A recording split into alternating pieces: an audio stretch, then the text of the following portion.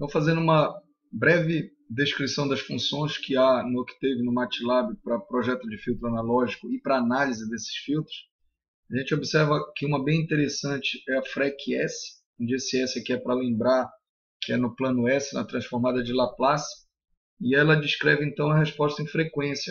E você dá para essa função como parâmetro de entrada os polinômios que compõem o H de S, ela retorna a resposta em frequência. Se você está projetando um filtro, é necessário saber a ordem do filtro que atende à especificação da sua máscara ou gabarito.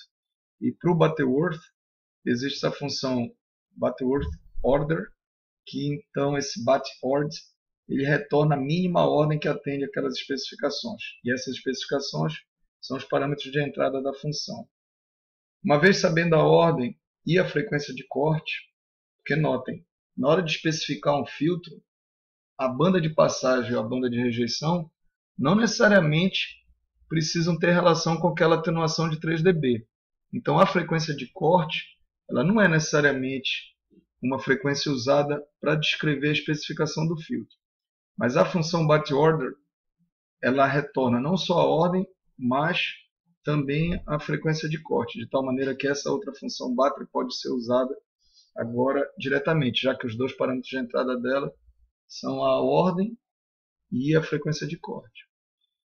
A mesma explicação do Butterworth pode ser adotada aqui para o filtro elíptico, que é o filtro de Cauer.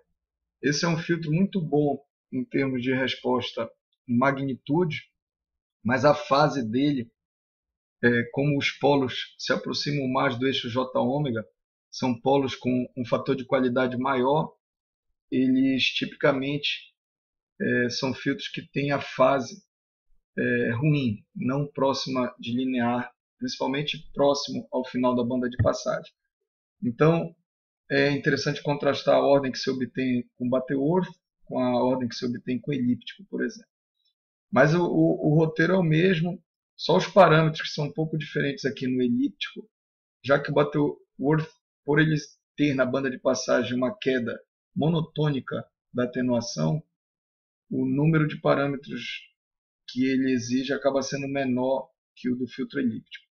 Ou seja, tem menos grau de liberdade no seu projeto.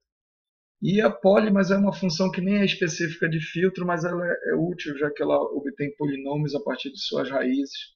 Então, às vezes, é útil utilizá-la.